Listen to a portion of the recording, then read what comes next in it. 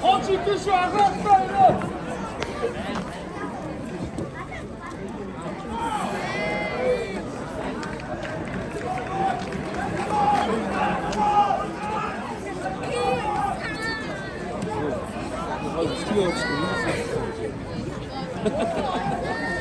你娃都记得哪种的？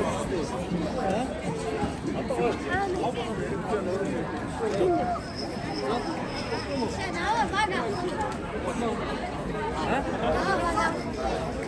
？Şimdi sen daha toşta da açık oldu avuç.